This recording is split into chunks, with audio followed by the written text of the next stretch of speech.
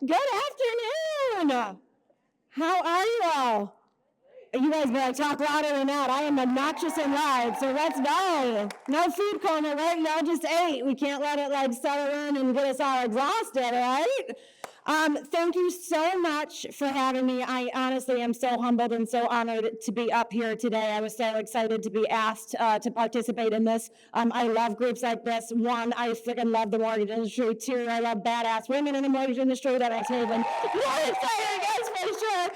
And as I was talking with the lovely Samantha Shelton, who asked me if I would do this, I was so excited. And I heard her mention it in the intro just today, too. It's like, hey, she's like, I don't want to talk about getting a seat at the table or how to behave at the table and be direct but not be a bit, all those normal topics. And of course, I was really excited to. Normally I talk about client service and scale and process and operations. I love those things, don't get me wrong, but this was super refreshing to get to talk about something that I'm super passionate about, which is how in the hell do you get it all done in a day, raise a family, do great work, and survive through some crazy chaos. That was actually pretty fun for me to reflect on. Gosh, what is it, if I had some secrets, what are they to really get that stuff all done in a day? So I wanted to start a little bit with my background, maybe because it might align with some of yours, and also because it's, I would say it's probably pretty underwhelming altogether. So I grew up in a very blue-collar family. My dad was a truck driver.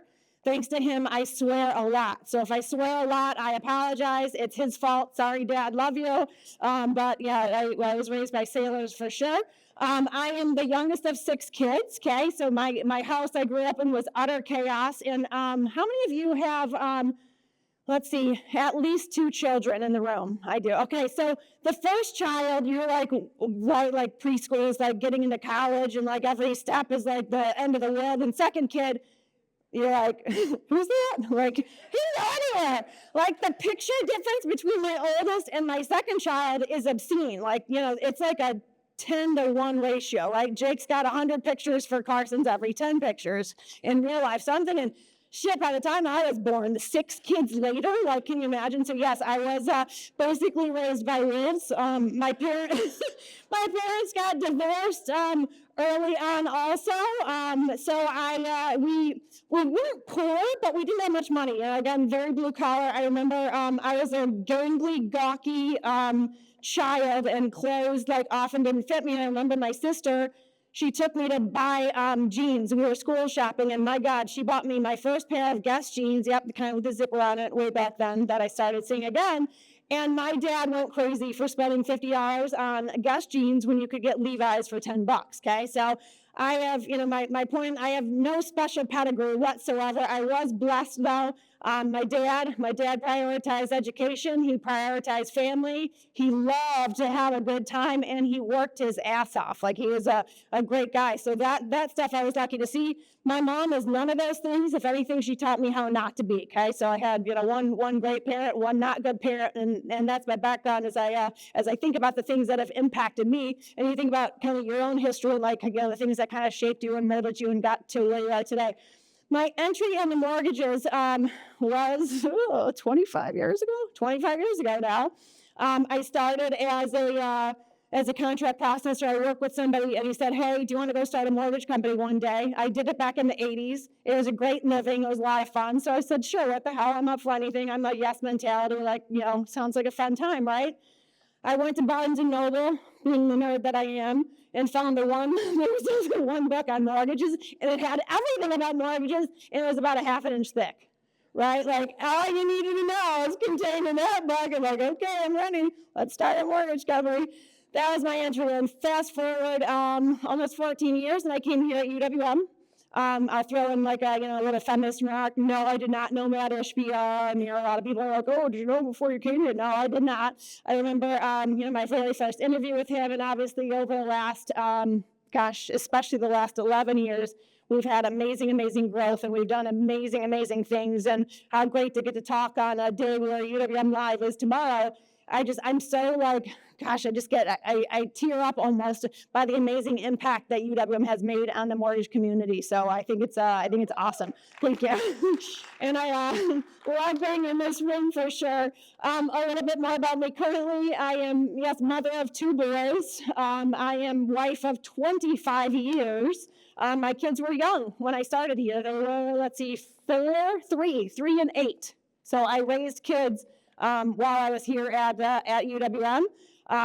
One of my favorite parts about being here is my value alignment is my values are very aligned between home and work. So my kids grew up with, a lot of the pillars that we have. Hey, take good care of people, serve others, have some fun, keep growing every single day. So it was a beautiful, seamless thing. My favorite part, though, one of my favorite ones is don't be a finger pointer, right? Take ownership for what it is. So my favorite is when my kids say that to my husband, because that dude owns nothing, right? So he's like, Dad, stop being a finger pointer. So it's been great. So my kids were really raised in the UWM culture, and that continued into home. So in summary, well, I don't have a great pedigree. I didn't have an education in mortgages. I didn't know anybody special. What I do, however, I put in effort. I'm super present. I stay super focused. I'm disciplined. I am not structured, by the way. Matt is very structured, and that's his discipline. I actually value adaptability a little bit more than I have structure. But I make sure my head is clear every single day so that I can make good, quick decisions and get as much done as I possibly can in a day. I laugh at everything. I try and find the joy in as many things as I possibly can. That's what gets me through the day. And I am very, very good about avoiding toxic people and toxic events. And I credit, and we'll talk about each one of those, that's what I credit my ability to get a lot of shit done in a day, and I do get a lot of stuff done in a day. I will admittedly, I am very, very fascinated by human behavior and the human brain, including my own.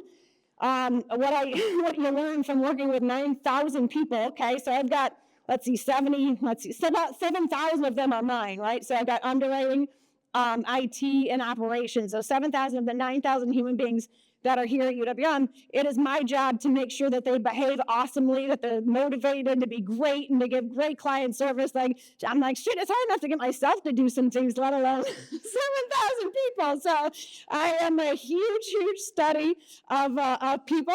I would not consider myself a feminist. No offense to anybody. I love men. I've got a lot of great mentors that are men all the way along. I am a pusher. I am very aware of some key differences between men and women, and I know. I think I know. Hey, who needs what sometimes. So I've learned a lot in these. So. My UWM role, just like your role, okay, all of our roles are demanding, okay? We come in, there's a lot of pressure in our job life, and family is always demanding, okay? Family always comes first. That's there. I think we all share in that fact that life altogether is demanding. And what I hope to talk about today is, hey, you can have it all. Like, I love what I do. I wouldn't change a thing. I have worked my entire time. I've never been a stay-at-home mom. I worked all the way through. Love life, have a great family, have a great marriage, have a great work. And my hope is today, maybe there's a string or two that I say up here that you can pull on and apply to your own life and maybe look at something maybe a little bit different than you did before you came here. So that's my gig, and that's what we'll talk about today. So. All right, first up, stay focused. Like I am very, very conscious of taking care of my brain and focus, okay? Number one, if you don't get enough sleep, are you great the next day? No. Like there's no negotiating that one, okay? I get enough sleep. I mean, if my husband wakes me up at 2 or something, I'm like, I want to kill him. My vampire teeth come out and how dare you wake me up, okay? Like I am like an athlete training when I sleep, okay? Like I know the next day is so damn demanding that if I don't get enough sleep, I can't perform to what it is. Like sleep is one of my get ready for it. So I don't mess with sleep at all. I don't oversleep though, and I do try and undersleep. So I will there's plenty of times where, hey, if I'm used to 8 hours, work or home or whatever becomes a little bit more demanding. Hey, can I do 7.5? Can I do 7? Can I do 6.5? Depending on the week and the month, I can.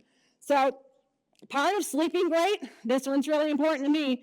Part of sleeping great is not being stuck with those things that keep you up at night, right? Anybody have anything that keeps them up or has ever kept them up at night? You wake up in the middle of the night and you start thinking about extra wide, all these unresolved things in your life. I can't do that because that affects my sleep, and my sleep is so important. So clear conscience is one of my other great, tricks, I guess. Like, I do right by people. I try and do what's right by people. I try and clear out anything that I possibly can. I ain't perfect. I can be an asshole sometimes, for sure. I'm sure if you ask my husband, but I am very quick. Hey, if I make a mistake, I am very quick to apologize because I can't stand that dragging feeling of knowing that I hurt somebody or did something wrong, okay? And listen, I apologize for stuff all day long here that I didn't directly do. Like, sometimes I even just apologize, so he just shuts the hell up. I don't even really mean my apology, but it's like, hey, I need this bullshit to go away right now. So always kind of clearing things up. Now, here's the gig, and this is just the easiest thing. There's probably better examples of this one, but if, let's just say, and we don't actually argue that often at all. In fact, I don't think we've ever gone more than night to morning. Never got more than 24 hours of being mad at each other. But if I can't deal with something, okay, I very consciously, if I can't deal with something at that moment, okay, whatever, something happens, I'm at work, that's it, I can't deal with it, I compartmentalize that thing, okay? I literally take that thought, that thing that I need to deal with later and that I will deal with later, and I kind of visually put it in a box in my head and it closes up, okay?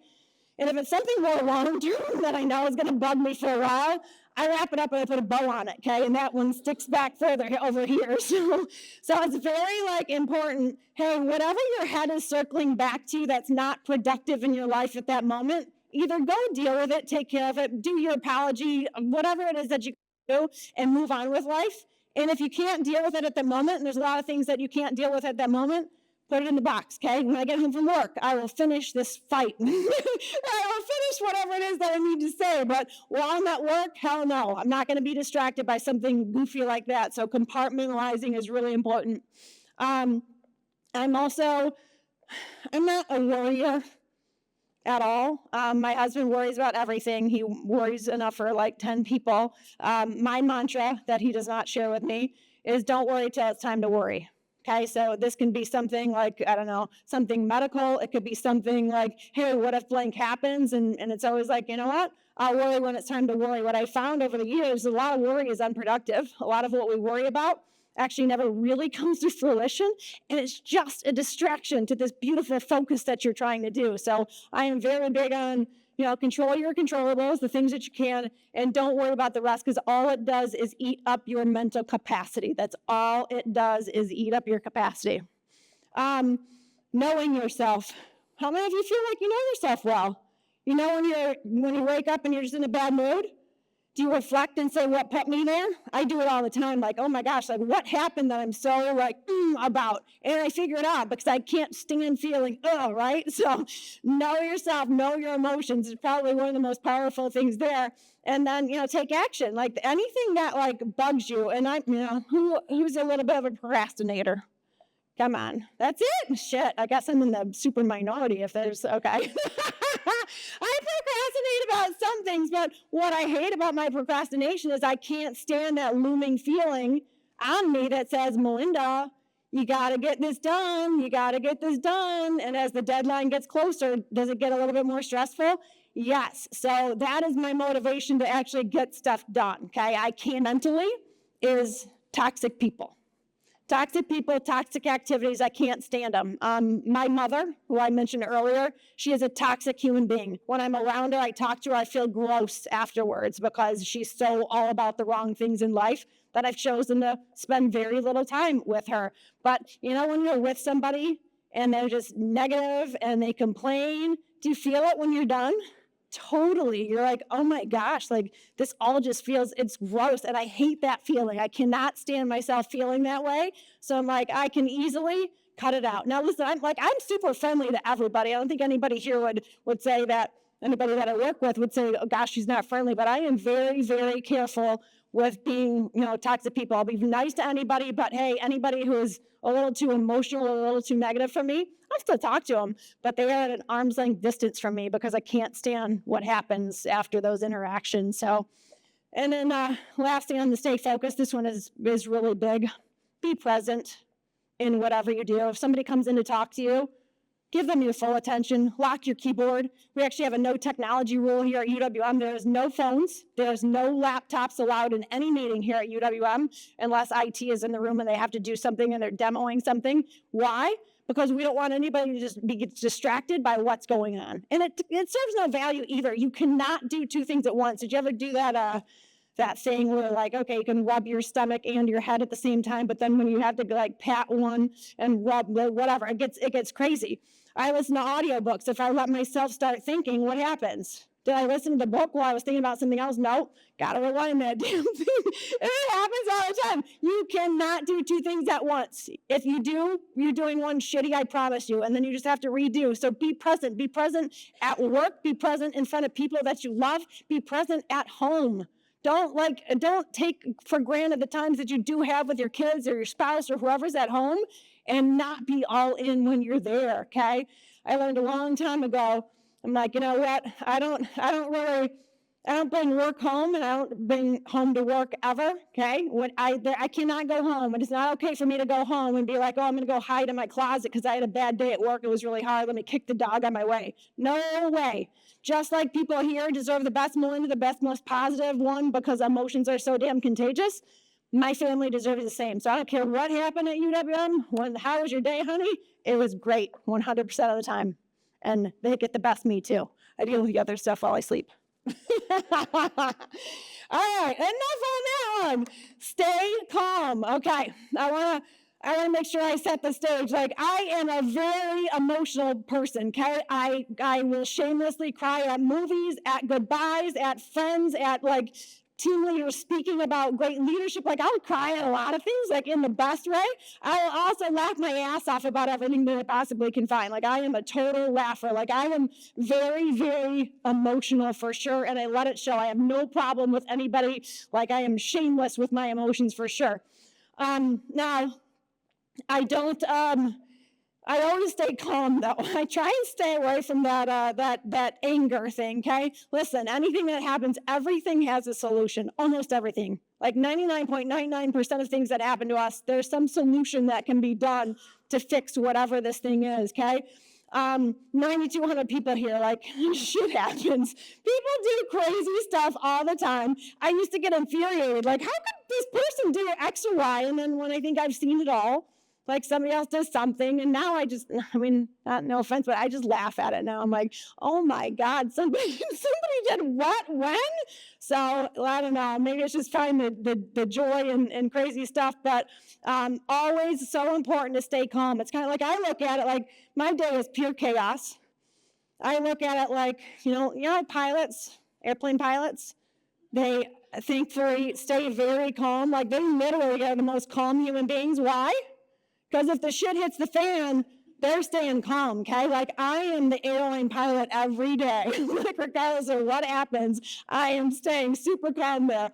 Now, I think one of the most important things to remember is put things in perspective. Okay, I remember hearing, and this guy, whatever he said to me is still stuck in my head today. I'm like, how was your day? He's like, it was a great day. I'm like, well, tell me what happened. He's like, nobody's sick, nobody died, and none of my kids are in jail. I'm like, oh, that's an awesome bar.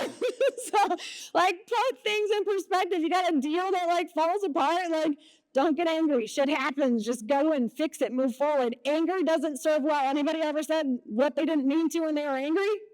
Yeah, anybody get like literally you're seeing red when you're pissed off? Like you cannot think clearly in that state, okay? So try so hard not to let things make you angry, because when you do, you just make bad decisions. I think, one of the things I do, I think well, is decisions. Like I try and know as much as I can. I make very quick decisions. I do not like him and haw. I can make a $10 million contract decision in about 10 minutes if I know enough. I send my husband to the store to buy apples. Okay? Is this one okay? Yeah, David looks great. Is this one okay? Yeah, David, it looks great. I'm like, we fucking stop. It's an apple. Like, we're just gonna eat it. Like, the risk reward is low. Some things deserve take a long time. He's like this perfectionist, and they're like, I don't know where his time goes. It's like, who can look at apples for that long? Like, we're just gonna eat them. We're gonna go here and whatever afterwards. So let's just get the apple. So, and quick decisions, really important, and that requires some calmness. Don't take things personally. This one I would say is a more, I don't know, recent relevance to me. When people say things to you, don't take it personally. They didn't probably mean to hurt you.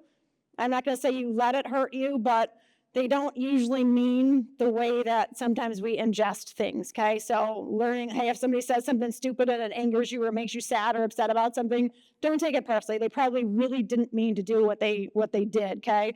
This is a really bad analogy, but like when somebody, you're driving and somebody cuts you off and you like honk the horn, you flip them off and you're like, you can do that. Or you can be like, you know what?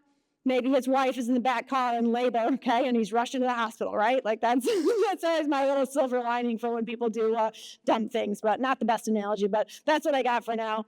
And then lastly, on the staying calm and thinking about things a little bit differently, I don't want to say I have no expectations because I do. Like I expect my kids to be, give it their all. I expect whatever. I have very high expectations of the people that work here and work for me. And I guess what I mean more is like expectations for my own life. Maybe entitlement is a little bit better of a word, okay? I have never been the type of like, oh, I've been here for X years, so I should be promoted by now, or I should be making X by this dollar amount by this time in my history, like, and that stuff like eats us away and just infiltrates us. So my mantra has always been, put your head down and work hard, work your ass off. People will notice and you'll get wherever it is that you need to go, okay? I earn every loan here. I earn everything that I get here, okay? It's me. It's not because I feel like I'm entitled to anything. I think that takes a big lift off, just not being pissed off because you think you should be somewhere else where you're not. Like, it doesn't serve any good purpose, and I think it takes away from our ability to think about things calmly. All right, time is limited.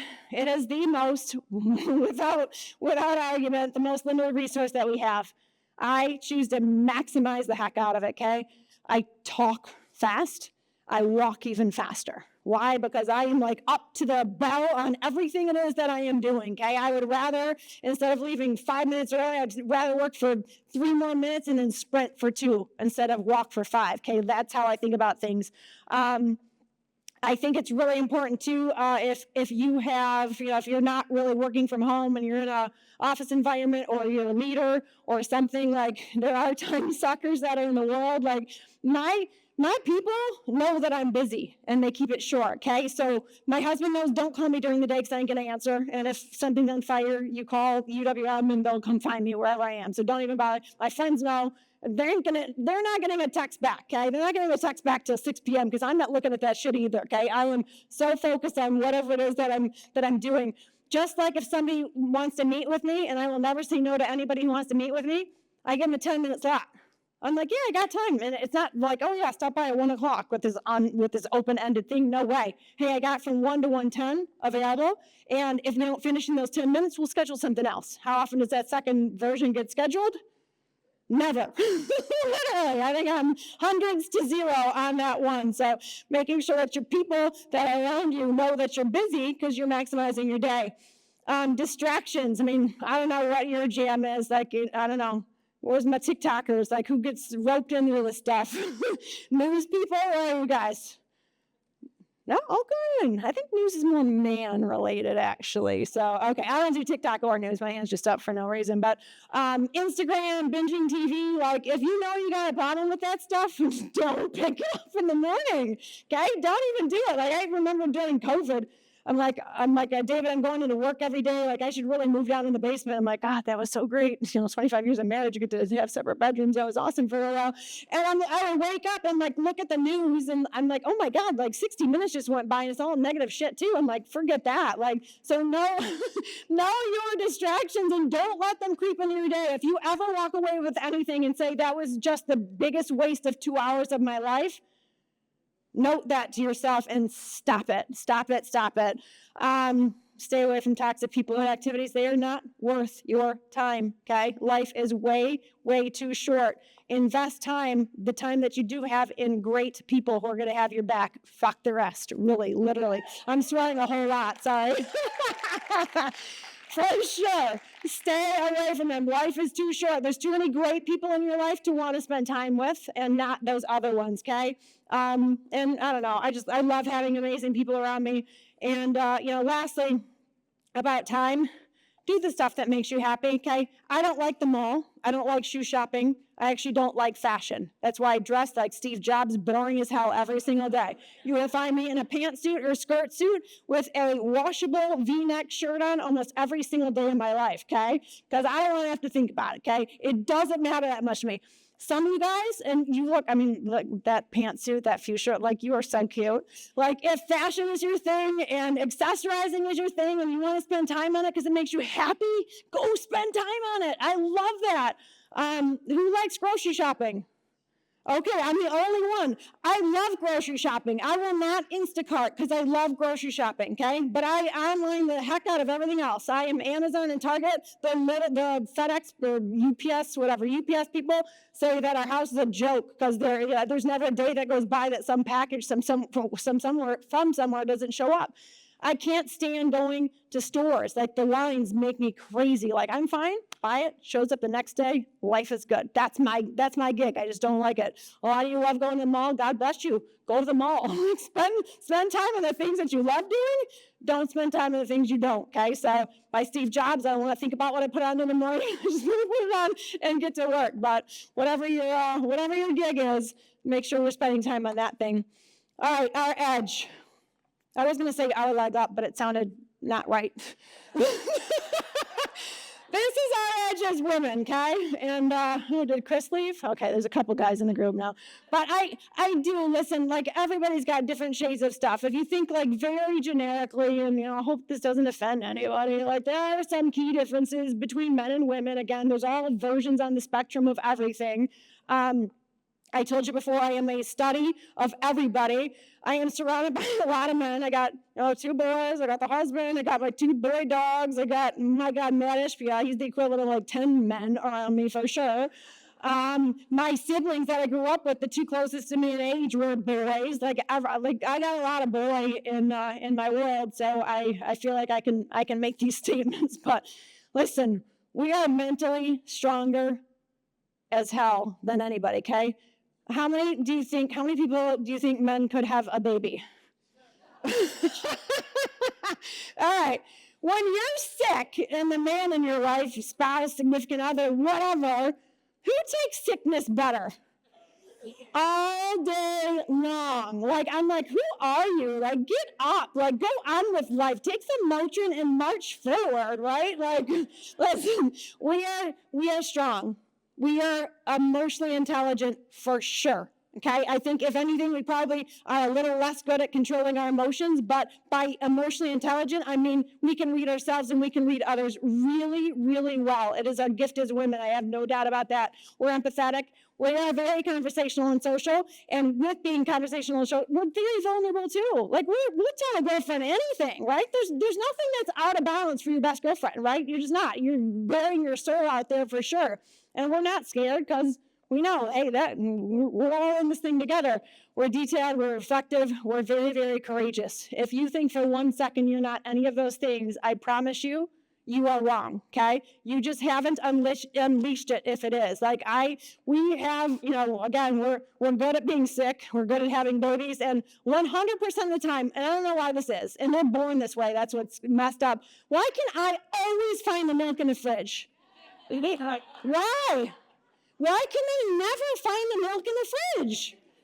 I mean, they will come and be like, I'm like, oh yeah, okay, and this, I'll give them exactly like where something is, literally. Couldn't find it. I'm like, okay, Carson, if I gotta go up there, you owe me $10 if I find it. He's like, let me go try again. Lo and behold, it's there. Like, I don't get it. Like, we're superior. I'm not gonna just say with finding milk, but a lot of funny stuff. So we also, and I do believe this, I think we're good reflectors, okay? I think it's a very important value in life too, that when stuff goes wrong, when we did wrong, when we made mistakes, we reflect on it and we find a really good way to move forward and make our changes from that. So we have some really, really great stuff going for it. And I promise you, if you don't think you're courageous or you don't think you're mentally strong enough to do whatever it is that might come across, you are wrong. You are a woman, you're powerful, you were born that way. You just have to go find it if you're any of those, if you think that you're not any of these things. Don't be your own roadblock. This one I love. I remember a few things that people have said to me, even in my childhood, that I remember like it was yesterday. You know, those things that people say that, and it's not necessarily negative, but like I remember being told as a kid, like, oh, she's so shy, right?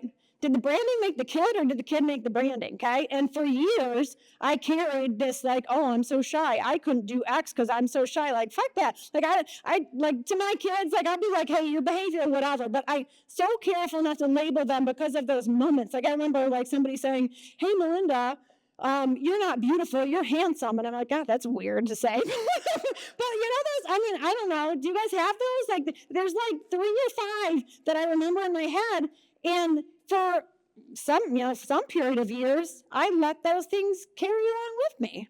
And now it's like, no, forget that. I mean, I remember my husband, like, and this dude loves me more than anything in the world. He loves me too much. Like, he said to me like 15 years ago, he's like, I don't think you're a very good public speaker. And I'm like, oh God, like he watched something that I did. And I'm like, and then for years after that, he like totally messed me up. Even meanwhile, I had 25 people telling me that I did a great job, right? But those little things, don't let your own self-perceptions that are negative keep you from doing things. Please, please don't, okay? Don't let those things control your mind and keep you, well, I can't have a home buyer seminar because I'm too scared to get up and talk to somebody because I'm shy. Like, stop that stuff, okay? Get rid of all those stupid things that people have said about us before. And this one too, like, I don't know, run your own race, the societal expectations, like, oh, well, you know, my mom, like, I remember she was watching, I got mom issues, huh? She was supposed to watch my kids on the designated day, and she's like, oh, sorry, I can't come. And I'm like, I have a mortgage closing at 9:30. I told them I would be there. And she says, well, it's not my fault you choose to work. You probably shouldn't work. I know. That was the last time she babysat, by the way.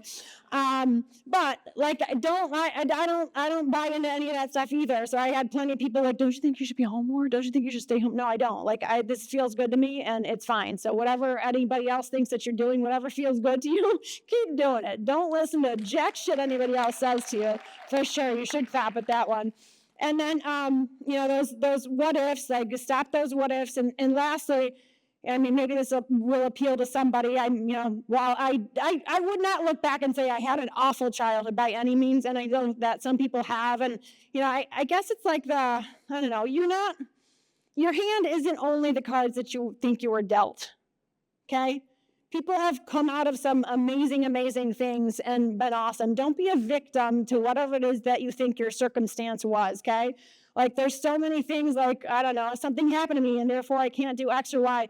Don't be a victim, okay? Like, my dad, who I love more than anything, Dad would not let us out of the house with a kiss and a hug goodbye, okay? He was raised by a man who never hugged him until when he was 14 years old and his mom died. He gave him his first hug from his dad when he gave him up for adoption after his mom died. And that man did a total 180, okay? So whatever you think you were born with or whatever, you don't have to stay in that lane at all, okay? So no victim mentality at all. All right, get uncomfortable or get comfortable with being uncomfortable.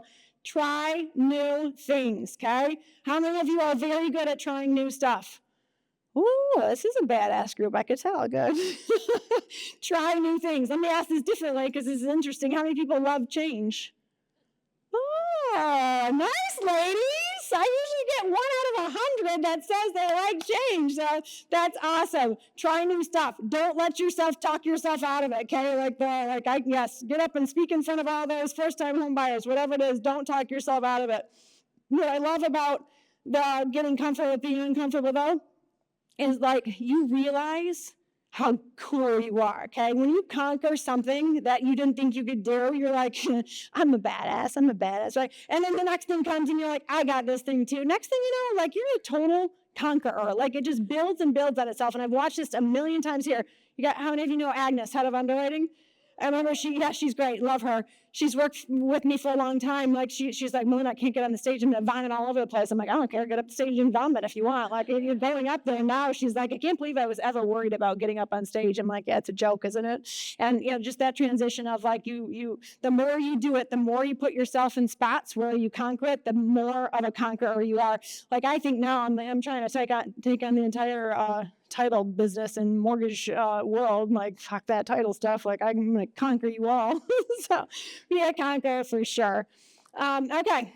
No, change is good. We just talked about that one a second ago. It is progress. And I don't believe for 1 second that we are here just to stay stagnant and look backwards. No frickin' way. Okay, we are here to make an impact every day on as many people as we possibly can. We are here to get better every day. Better spouse, better daughter, not whatever, mother, better mother and my children, better friend, like getting better every single day. Better here at work, getting more done, getting more efficient, okay?